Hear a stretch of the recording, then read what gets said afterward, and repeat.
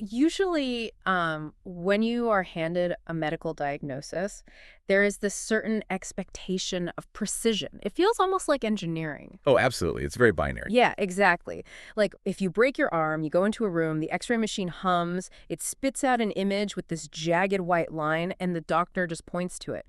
Broken. Not broken. It's clean and, well, in a strange way, even if it hurts, it is deeply comforting. Right. Because we humans really crave that kind of visibility. We want our problems neatly categorized.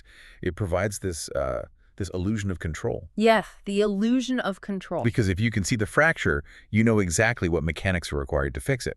A cast, some screws, maybe 6 weeks of immobility. Right? But I mean, think about what happens when you try to apply that exact same diagnostic desire, not to a single human body, but to an entire society. Oh, yeah. That's where it gets messy. Incredibly messy.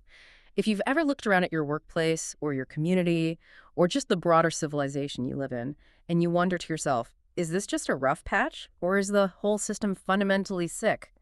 Well, you quickly realize the x-ray machine is totally useless. It's completely useless. You step into a diagnostic landscape that is just entirely murky. Exactly. So how do you, as someone living in it, actually know when a societal structure is just experiencing growing pains versus when its condition has become completely terminal? Well, I mean, that is the ultimate question of sociology, isn't it? It is the absolute definition of diagnostic muddy waters. Right. Because when you are analyzing civilizational change, the symptoms of growth-like friction, debate, shifting demographics, systemic stress, they often look completely identical to the symptoms of collapse. Wow, yeah. I guess they would look the same from the outside. Yeah, it entirely depends on where you are standing and, what underlying metrics you are actually tracking. Which brings us perfectly to the source material we are cracking open today. Welcome, everyone, to today's deep dive. We are looking at a really deeply analytical piece of text today. It's a fascinating one. It really is. Specifically, it's the transcript of Lecture 13 out of 17 from the Tolu Islam series.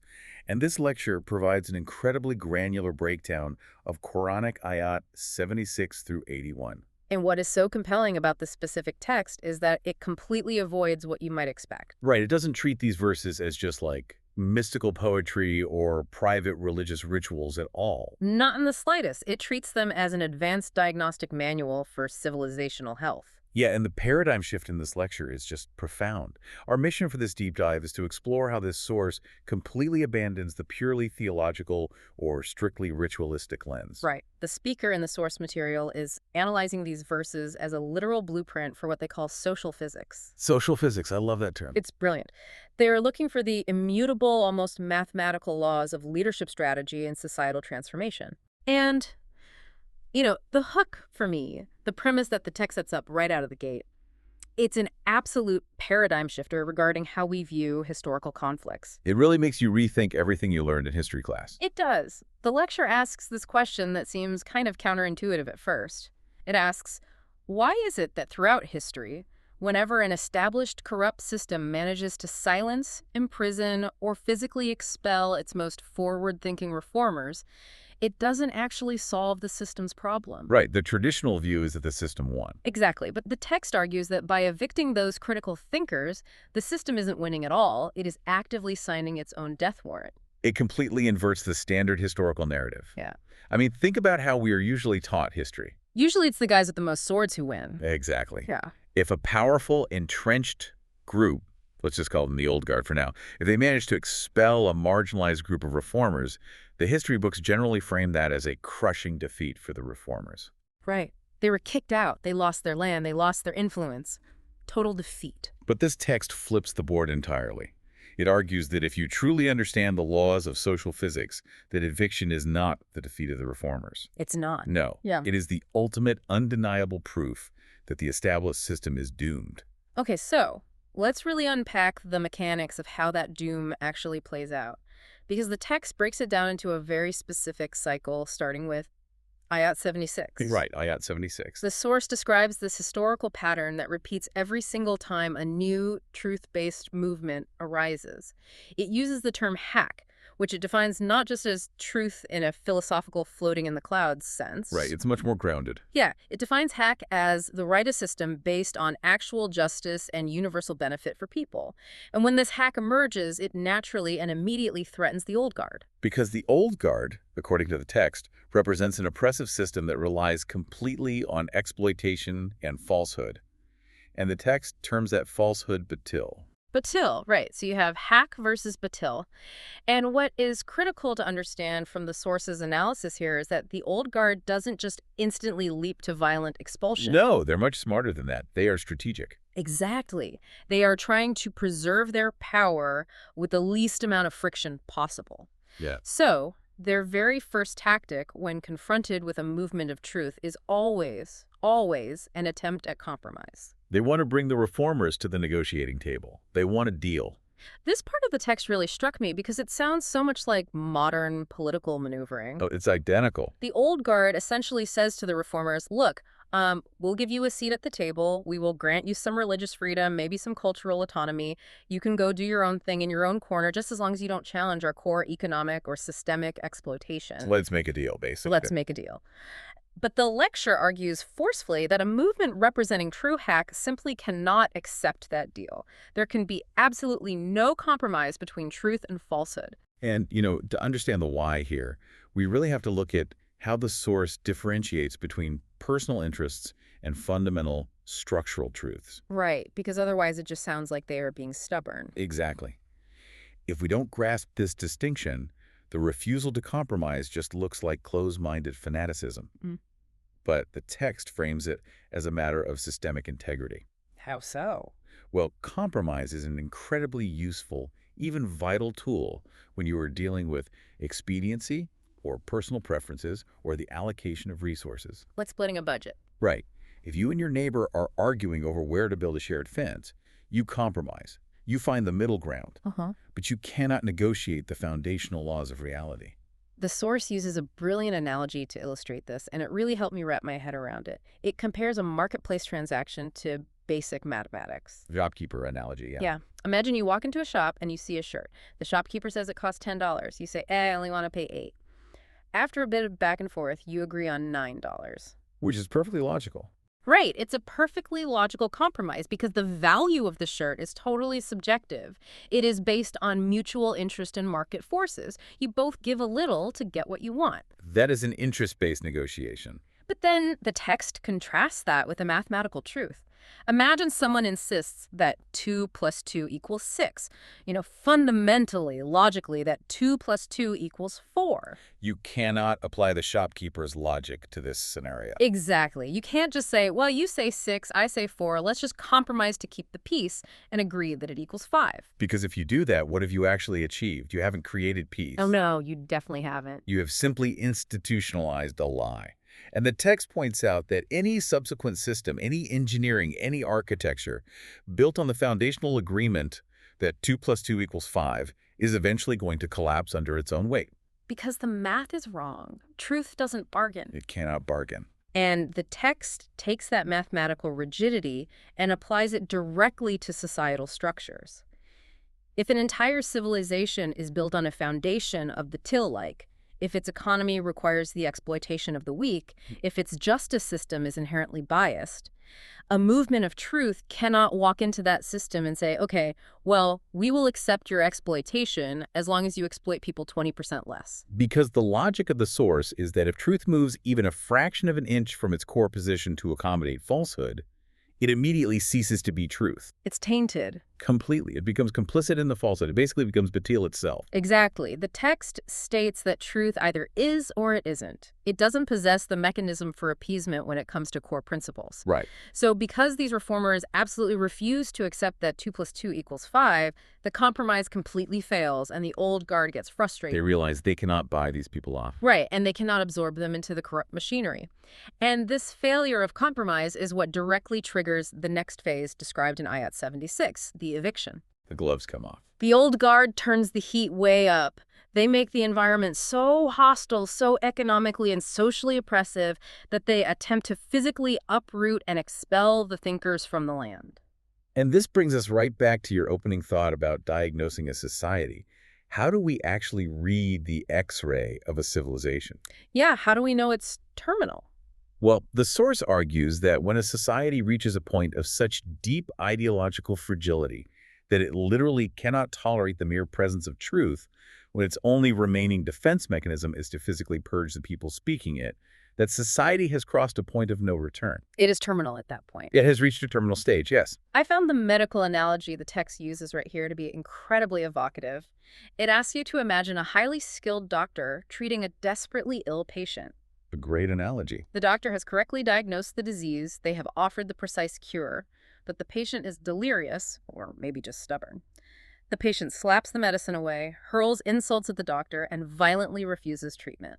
They fight the very thing that can save them. Exactly. So eventually, the doctor has no choice but to pack up their bag and step away from the patient's bedside. Now, if you're observing this from the outside, is the doctor's departure a sign that the doctor was defeated by the illness? Of course not. I mean, the illness didn't defeat the medicine. The patient refused the cure. Right. The doctor walking away isn't a failure of medicine at all. It is the ultimate tragic indicator that the patient's condition is now terminal. The patient has sealed their own fate by evicting their only source of healing. And when we scale that up to civilizational change, the reformer leaving that society is the exact equivalent of that doctor stepping away from the bed. The text is fiercely explicit on this point. It says the departure of the reformers, which is often historically referred to as hijrat or migration, that must never be viewed as escapism. It's not running away. It is not a cowardly fleeing from the battlefield. Yes, it is a strategic withdrawal to preserve the movement, but structurally, it serves as an eviction notice for the corrupt system they are leaving behind. It's the system's eviction notice, not the reformers. I mean, that is a staggering reframing of history. If you are kicked out, it actually means the house you were kicked out of is about to fall down.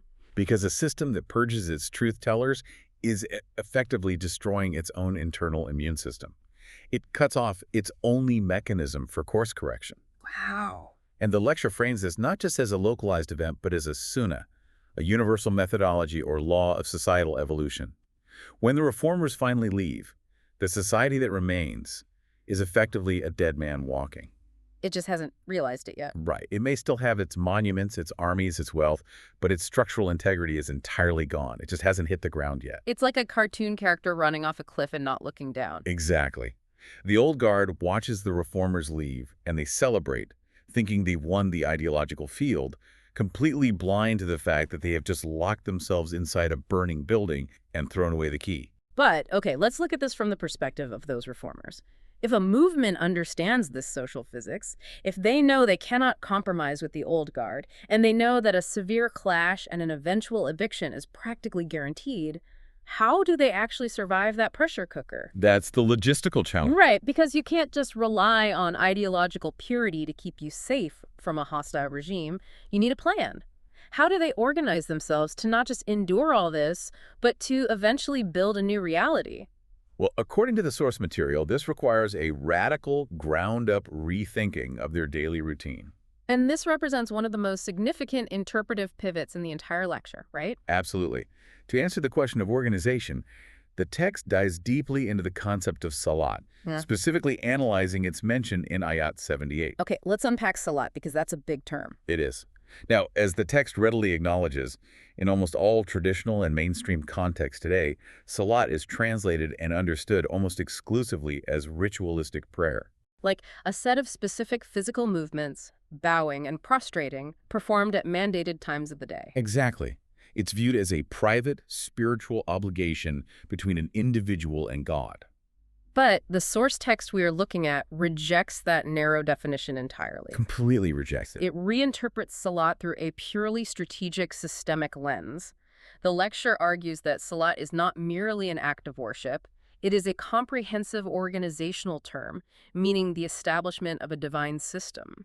It moves the concept out of the realm of personal mysticism and directly into the realm of civic architecture. Civic architecture, I like that. And the text specifically zeroes in on the command in Ayat 78 to gather at dawn the far and to maintain this system throughout the daylight hours. And the way the lecture breaks down this dawn gathering, it sounds way more like corporate strategy or military planning than a religious ceremony. Oh, really? Yes. The text argues that this morning reading, the gathering at Fajr, is absolutely not meant to be a group of people passively chanting words in the dark. No, it is designed as a daily critical strategy session for the leadership and the members of the movement. And the timing is everything. The timing is crucial. The lecture places heavy emphasis on the silence and tranquility of the early morning. Why dawn? Because it is before the noise of the day begins. Before everyone's awake and yelling at each other. Exactly. Before the economic friction starts, before the social conflicts with the old guard flare up, the movement physically gathers. They consult the overarching constitutional principles, which in this context is the Quran, and they use that time to map out the practical operational mission for the next 12 hours. The text uses an analogy of a construction site that really made this click for me. I love that analogy. Right. Think about a crew building a massive skyscraper. The workers don't just show up at random times, grab a hammer, and start blindly hitting things. That would be chaos. Nothing would get built. Before the sun even comes up, the foreman and the crew gather. They unroll the blueprints, which represent the eternal principles, and they look at the reality of the site. They ask, okay, what is our specific task for today? Are we pouring concrete? Are we running electrical wires? What specific dangers are we facing on the site today? Is there a storm coming? They take the theoretical design of the architect and they translate it into a daily actionable plan. Exactly. That is precisely how the text views the dawn gathering. It is the daily alignment of the movement's workers with the blueprint of truth, ensuring everyone knows their specific role in dismantling falsehood for that specific day. Now, here is where the text goes on the offensive. Oh yeah, it doesn't hold back. It launches a massive, heavily detailed critique of how this concept of the morning gathering has been historically misunderstood and eventually corrupted over time. The lecture argues that over centuries, followers lost sight of this strategic organizational purpose and became obsessed with ritualistic minutiae. Just entirely bogged down in the physical details. Right. It specifically points to historical movements. It names the Ali Quran, led by a figure named Abdullah Shakralawi, as a prime example of really missing the forest for the trees. And it's important to understand why the lecture singles out that specific historical example, because it perfectly illustrates the failure of ignoring social physics. So, The text argues that by reducing the vast systemic concept of Salat down to merely the physical mechanics of ritual, people lost the entire plot. the source describes people spending their entire lives scouring the text, desperately trying to find explicit, granular instructions for the physical ritual. They were looking for things like, does the text say we must pray 3 times a day or 5 times? Do we fold our hands over our chest or do we leave them by our sides? Exactly how many physical prostrations or rakats are required? And when they couldn't find those specific step-by-step physical instructions explicitly laid out in the overarching text, it led to absolute chaos. Because they were looking for an engineering manual in a document that is fundamentally a constitution of principles. Ah, that's a great way to put it. The text argues that this obsession with forcing strict adherence to one specific historical methodology of physical movements was disastrous. It didn't create piety. It created massive, deeply entrenched sectarianism. Which is the opposite of unity. Exactly. You literally had groups declaring other groups as heretics or outsiders simply because they held their hands differently during a morning gathering. While entirely forgetting that the actual purpose of the gathering was to unite to fight systemic oppression. They were fighting each other instead of the old guard. Okay, but I have to push back here for a second. Sure. Because while the critique of sectarianism makes total sense, the alternative sounds potentially disastrous. If I am reading this text, I would ask the exact same thing I imagine Shakralawi was asking. If the rulebook doesn't tell you exactly, step by step, how to organize and execute these gatherings, doesn't that just invite anarchy? It's a very valid concern. Right. If the overarching text doesn't freeze the methodology in place, aren't you just going to have 1,000 different factions running in 1,000 different directions, all claiming they are doing it right? How can you have a unified strategy without a rigid procedural manual? And that is the exact tension the lecture addresses. And its answer is the core of its sociological argument. Okay, what's the answer? The text clarifies a crucial distinction between principles and methodologies.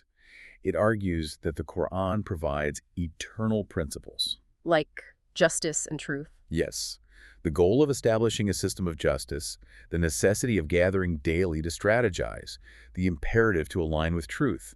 Those are eternal. They do not change. Okay. But the specific granular details of how you organize that gathering, the physical logistics, the timings adjusted for geography, the administrative mechanics, those were intentionally left open and fluid. Intentionally left open. Yes, they are meant to be determined through mutual consultation. And the text uses the term Shura for that, right? Yes, Shura. Mutual consultation. The argument is that methodologies absolutely must adapt to the needs and complexities of their specific era. That makes sense. I mean, think about it. A method of gathering and communicating that works perfectly for a small agrarian desert community in the 7th century is going to be completely inadequate for managing a massive, industrialized, global civilization in the 21st century. Obviously. So if a text were to freeze specific methodologies in time, like, I don't know, saying you must always communicate via a guy shouting from a tower, it would eventually become a straitjacket as society evolved. Exactly, it would handicap the movement. The source explicitly states that forcing everyone to adopt the exact same physical methodology from centuries ago is what actually causes division, because you end up fighting bloody battles over outdated mechanics. Over things that don't even matter anymore. Right. By leaving the details to Shura, to democratic consultation based on the needs of the time, the system remains a living, breathing, adaptable engine. That reframing is incredible. It essentially means the text is saying, stop fighting with your allies over the exact angle of your bowing in the morning and start focusing on the fact that you are supposed to be planning how to dismantle the exploitative economic system today. Which is a much bigger task. Much bigger. The tragedy, as the source outlines, is that all the massive energy and intellectual capital that was meant to be spent fighting the old guard was instead cannibalized. It was redirected inward into endless, pointless sectarian debates over ritual details. They lost the grand strategy because they became entirely consumed by the mechanics of the staging area. That is such a huge trap. So the mornings are designated for strategic planning. That is the baseline. Right. But the lecture openly acknowledges that overturning an entrenched, corrupt civilization is not a standard 9-to-5 job. Definitely not. The old guard doesn't take the weekends off. Which brings us to an incredibly beautiful and demanding linguistic deep dive in the text, focusing on Ayat 79 and the concept of the night vigil. This is where the lecture shifts focus to the burdens of leadership, specifically exploring the term tahajjud. Tahajjud. Yes. If you look at traditional contexts, tahajjud is generally viewed as a highly recommended but ultimately optional private late-night prayer. Like extra credit for the very pious. Exactly. It is seen as a hallmark of deep personal piety. The idea is that you wake up in the dead of night while the rest of the world is asleep to pray individually and connect with God. But just like with Salat, the source text strips away the purely private, ritualistic interpretation here too. It does. It moves tahajjud far away from the idea of passive, isolated piety and boldly frames it as active, grueling, necessary leadership. The lecture redefines tahajjud as the extra effort, the overtime, that is absolutely required by the leadership of any transformative movement. And the logic is undeniable. If you are actively trying to build a system capable of displacing a heavily entrenched, hostile old guard, you simply cannot achieve that on a normal schedule. You can't just clock out at 5 p.m. No. The resistance you face requires more than standard effort. The leader of that movement has to put in the overtime. The text highlights how this shifts the focus from the internal to the external. Meaning it's not about staying up late to secure extra spiritual points for yourself in the afterlife. It's about staying up late because the sheer weight and complexity of the mission demands it. No, I have to play devil's advocate for a second. Go for it. When I read this part, my first thought was, isn't the speaker just projecting modern grind culture, corporate speak-like leadership over time and hustle onto an ancient spiritual practice just to make it sound cool and strategic? That's a very common reaction. Yeah, how does the text actually justify ripping a deeply personal prayer out of its context and turning it into a management strategy? It's a fair critique, but the source actually defends this interpretation by going deep into the linguistic roots and historical analogies of the era. Okay, let's hear the defense. The text doesn't just invent the concept of overtime. It draws it from the very nature of the words used to describe the prophet's role. It brings in the analogy of the Muzzammil, which the text translates functionally as the caravan leader. Okay, yes, the caravan leader. This analogy is incredibly vivid. Paint the picture of what a desert caravan actually requires to survive. Well, a caravan traveling across a hostile desert is an incredibly complex, fragile ecosystem. It is a literal matter of life and death. There's no margin for error. None. The passengers within that caravan have specific roles during the day, but at night, they are exhausted. They trust the system. They trust the leadership, so they go to sleep. But the leader, the Muzzammil, The leader is awake. the leader is awake. The text paints this scene of the middle of the night. The camp is completely silent. Everyone is resting. But the leader is walking up and down the line of camels. Inspecting everything. He is physically checking the ropes. He is assessing the loads on the animals, calculating the weight balance. Because if one camel is overloaded and collapses the next day, the entire caravan's survival is jeopardized. It's a massive burden. He is looking out into the darkness, straining his eyes for bandits or sudden changes in the weather. He is performing the tahajjud, the literal breaking of sleep, the overtime, precisely so that his people can rest safely. It perfectly encapsulates the psychological and physical burden of systemic leadership. The followers, the general members of the movement, they put in their day shift. They execute the plan discussed at the dawn gathering. Right. But the leadership must maintain a continuous, overarching vigilance. The text uses this to demonstrate that the prophet wasn't staying awake night after night merely to perform repetitive physical rituals. He was staying awake because he was managing the impossibly heavy, complex burden of steering an entire societal transformation against massive opposition. And if the caravan leader feels a bit too distant or historical for some listeners, the second analogy the source uses is universally relatable. The mother analogy. Yes. It compares this specific kind of leadership over time to a mother staying awake late into the night while her child studies for a crucial exam. It is a profound metaphor for responsibility driven by care rather than compulsion. Exactly. The text asks you to really think about the dynamics of that scenario. The mother doesn't need to pass the exam herself. No, she already graduated. Right. She isn't the one who has to memorize the history dates or the math formulas. Physically, she could easily be asleep in her own bed. But she stays awake. She can't sleep. Maybe she's just sitting quietly in the next room reading a book. Maybe she's just there to make a cup of tea at 2 a.m. She stays awake because her deep care, her visceral sense of responsibility for her child's future, physically prevents her mind from resting. Her vigilance isn't mandated by a rule book. It is driven by an overwhelming internal duty to the success of the project, which in this case is her child.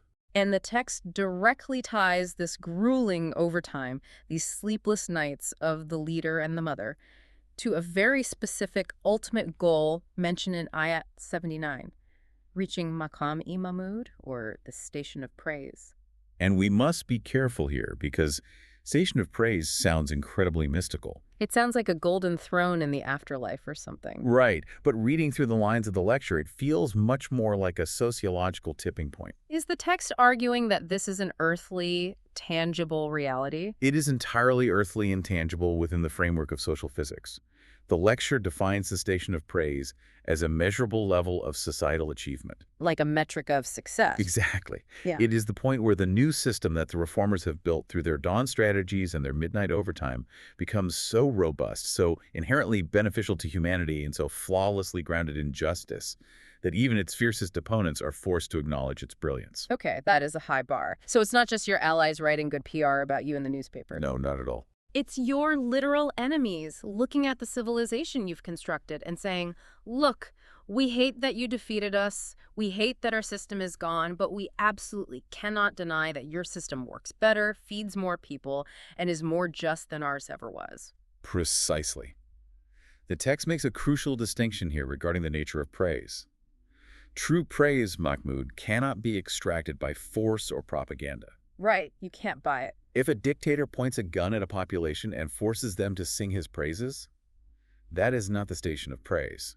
That is just the architecture of fear. That's just tyranny. The true station of praise is only achieved when the inherent undeniable goodness of the system compels spontaneous admiration from everyone who witnesses it, regardless of their personal ideology. It is the ultimate undeniable proof of concept. So to execute this level of overtime and to actually build a system capable of reaching that undeniable station of praise, a leader cannot just rely on good intentions. They have to be incredibly consistent. They cannot afford to make mistakes. They cannot make arbitrary, emotionally driven decisions. Every single move, every policy, every treaty has to be calculated, and as the text emphasizes, absolutely pure. Pure from falsehood. And this demand for operational purity brings us to what I've found to be the most practical section of the lecture, focusing on Ayat 80. Ah, Ayat 80. This is perhaps the most intensely strategic verse in this entire sequence. It really is. It presents a directive, formatted as a prayer or an operational mantra, which says, "Enter me with a true entrance and exit me with a true exit, and grant me supporting authority."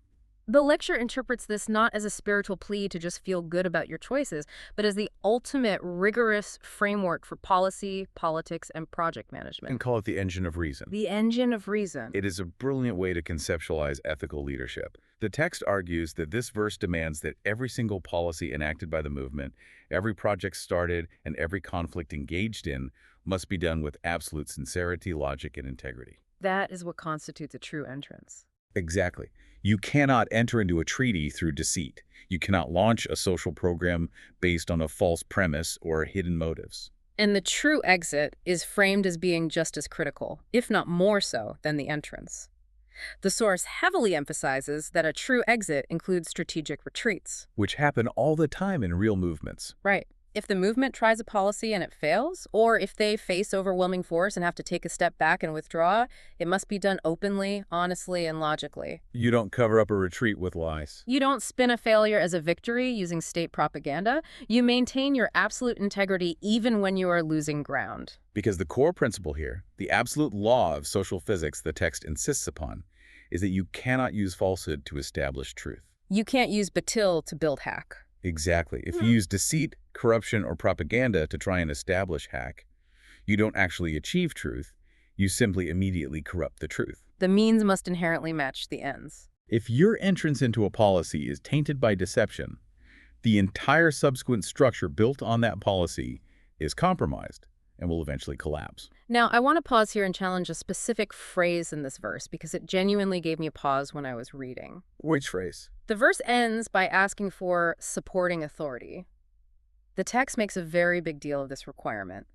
But if you look at it philosophically, if the truth is so pure, if it's based on immutable math and logic and absolute sincerity, why doesn't it just stand on its own? Why does it need help? Exactly. Why does it need authority or power or a state apparatus? Doesn't the very act of seeking power inherently risk corrupting the truth you are trying to protect? It is the most vital question you can ask about any revolutionary movement, and we see this debate constantly. We really do. We have a deep cultural tendency to romanticize powerless truth. We love the narrative of the noble martyr standing alone, speaking truth to power, and ultimately being crushed by it. It's very poetic. We make movies about it. It's beautiful, but the lecture takes a much more pragmatic, fiercely protective view of reality. The text argues that a beautiful, mathematically perfect idea, no matter how logically sound or sincere, is practically useless to the vulnerable if it cannot be implemented and protected. Useless to the vulnerable. That really is the key phrasing, isn't it? It is the entire point. The movement's goal is not to win academic philosophical debates in a vacuum. Right. They aren't just writing essays. The goal is to stop the actual physical and economic exploitation of the weak by the old guard. To achieve that, the theoretical truth must be translated into applied reality. And you can't do that without power. You cannot apply a systemic protective shield over a population without the organizational strength, the mandate, and yes, the authority to enforce it. The text essentially argues that you need the power to ensure the system works and the authority to shield it from the old guard, who will violently try to destroy it in its infancy. They will absolutely try to crush it. So supporting authority isn't about seeking dominance just for the sake of inflating the leader's ego. It is the necessary, pragmatic infrastructure required to turn the true entrance of a good idea into a functioning reality that actually keeps people safe. Because romanticizing powerless truth is a luxury that the oppressed simply cannot afford. Wow, yes. They don't have the privilege of just being right in theory. They need protection in reality. Exactly. Authority is the scaffolding required to build the new civilization. Okay, so if we trace the logic so far, The movement refuses to compromise on fundamental math, so they get evicted. Right. They use that eviction to regroup, gathering at dawn to strategize based on eternal principles rather than fighting over historical ritual. The Fajr strategy session. Then, the leadership puts in the grueling, sleepless overtime to manage the complex burden of the mission. The Tahajjud overtime. They execute every policy and retreat with absolute transparent integrity, the engine of reason, which grants them the supporting authority they need. They've built the structure. So once all of those pieces are finally in place, what actually happens to the old guard? Well, this brings us to the climax of the source materials analysis and the ultimate mechanism of social physics found in Ayat 81, the famous Zahuka verse. Truth has come, and Batil, falsehood, has vanished. The lecture spends an enormous amount of time dissecting this specific Arabic word, zahuka, and it absolutely shattered my preconceived notions of how societal conflict works. It is perhaps the most profound paradigm shift in the entire text. It fundamentally rewrites the rules of engagement between truth and falsehood. For me, the massive aha moment was the text's assertion regarding the nature of falsehood itself. We are conditioned to think of falsehood or batil as a massive, dark monster. Like a physical entity. Yeah, a physical entity that we have to go out and slay with the sword. But the lecture argues that falsehood doesn't actually need to be violently killed or destroyed in a physical sense. Because it can't be. Right. Why? Because batil does not actually possess independent existence. Yeah. It's not a thing in itself. It is merely a deficit. It is purely the absence of haq, the absence of truth. And if we deeply internalize that mechanism, it completely changes how activists, leaders, and reformers should allocate their energy. How so? The traditional, historical view of revolution is almost entirely oppositional and destructive. Right. You must go out and smash the old system. You Yeah. fight it in the streets, you tear down its institutions, you focus all your energy on dismantling the bad. Tearing down the walls. But the lecture argues that this is an incredibly inefficient, almost backwards approach to systemic change. Because if you are just fighting the negative, you aren't building anything positive to replace it. Exactly, you're just creating a void. The text argues that you do not win merely by fighting the old system.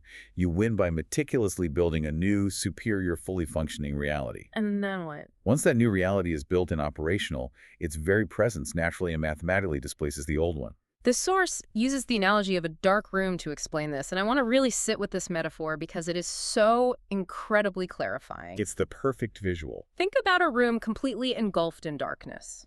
We often talk about darkness as if it's a substance, but darkness isn't a physical thing. It has no mass. Right. You cannot take a bucket, scoop up the darkness, and throw it out the window. You cannot arm yourself with a stick, walk into the room, and try to physically beat the darkness into submission. If you declare a war on darkness, you are going to exhaust yourself completely, swinging wildly at nothing while the room remains completely pitch black. And isn't that exactly what so many movements do? They spend all their time, all their dawn gatherings and night vigils, just angrily shouting at the darkness. Arguing with the void. But the text asks, how do you actually remove darkness from a room? It's embarrassingly simple. You light a candle, you flip a switch, you bring in the light. And what happens to the darkness the exact millisecond the light appears? It vanishes. It's zahukwa. The text emphasizes that the moment the light representing the fully realized system of truth enters the space, the darkness representing falsehood perishes by default. It doesn't put up a fight. No. It doesn't negotiate, it simply ceases to be because it never truly existed in the first place. It was only the temporary state of the room before the light arrived. It is not a battle. It is a mathematical inevitability. The lecture stresses that batil is inherently zahuka. Its very nature is to vanish the moment haq arrives. So what does that mean for the reformers? Therefore, the strategic imperative for any movement of reform is not to spend 90% of its energy endlessly arguing with falsehood, or reacting to the old guard's provocations, or trying to beat back the oppressive darkness with a stick. That's a waste of time. It is. The absolute non-negotiable imperative is to focus intensely, obsessively on building the light. On establishing the system. Once the system of truth is operational, functional, and undeniable, once it reaches that station of praise, the falsehood of the old guard just collapses under the weight of its own non-existence. It is a totally different way to view changing the world. It suggests that the absolute best, most devastating critique you can offer of a corrupt old guard isn't a fiery speech. It is simply building a better alternative right next to them. It is the ultimate elegant manifestation of social physics as decoded in this lecture. It really is an elegant arc. Think of the whole journey.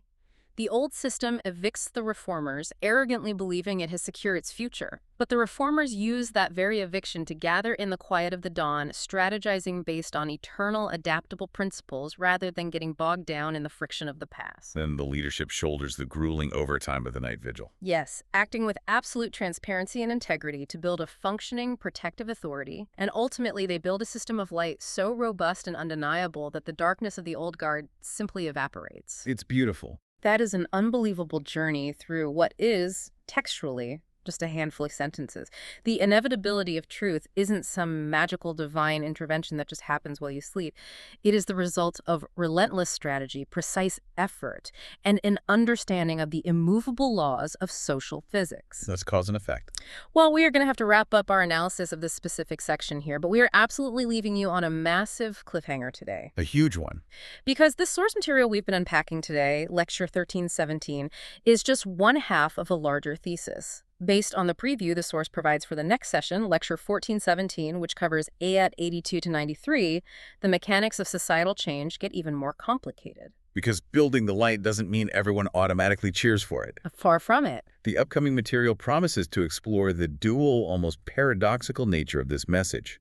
We will see how this exact same blueprint, this undeniable system of light and truth, acts as a profound healing and liberation for some parts of society, but manifests as a complete devastating loss for others. Right. We will be diving deep into the messy, irrational, psychological reactions people have when they are finally confronted with undeniable truth. It's not always pretty. No, it's not. The source teases an exploration of the irrational demands for miracles, like the moving of mountains or angels coming down from the sky, that skeptics and the entrenched old guard desperately use as a convenient, impossible excuse to avoid facing the reality that their system is dead. They'll ask for anything rather than admit defeat. It is going to be a fascinating deep dive into the psychology of denial and resistance. But before we go, I want to leave you with a final thought to ponder, based directly on the mechanics we've explored today. Please do. I want you to think about your own life. Think about your workplace, your community, or the broader societal issues that you care deeply about and want to change. Look at where you are actually spending your energy. Ask yourself honestly. Are you currently exhausting yourself, swinging wildly, trying to beat back the darkness with a stick?